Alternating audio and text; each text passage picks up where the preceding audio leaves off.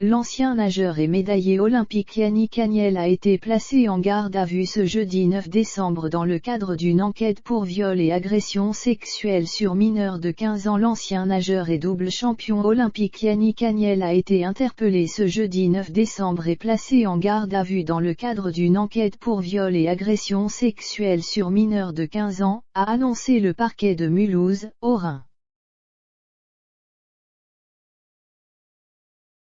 L'ancien sportif de 29 ans a été interpellé en fin de matinée à Paris et placé en garde à vue à Mulhouse sur commission rogatoire, a indiqué à l'AFP, confirmant une information de CNews, la procureure de la République de la ville, Edwige Roux-Morizot. La procureure a précisé que les faits remontent à peu près 2016. À cette époque, Yannick Agnel était licencié au Mulhouse Olympique Natation. Cette affaire fait suite à la plainte déposée cet été par la victime présumée, qui avait 15 ans lors des faits. Plusieurs nageurs et nageuses ont été auditionnés dans le cadre de cette affaire, comme le rapporte l'équipe. On vient d'ailleurs d'apprendre ce vendredi que la garde à vue de Yannick Agnel a été prolongée. C'est l'AFP qui rapporte les propos de la procureure de la République de Mulhouse, au Rhin, Edwige Roux-Morizot, en charge de cette affaire.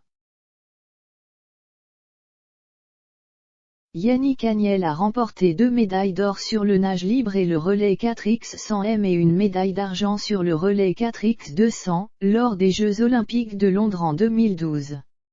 Après les JO de Rio en 2016, il décide de prendre sa retraite.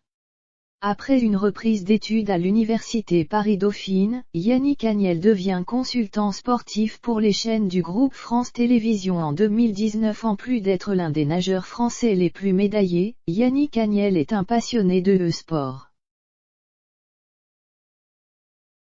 Il est d'ailleurs devenu directeur de la MCES, un club de sport français, et anime un podcast autour du sujet. Interviewé par Le Figaro en 2019, Yannick Agnel se disait satisfait de sa nouvelle vie, loin des podiums.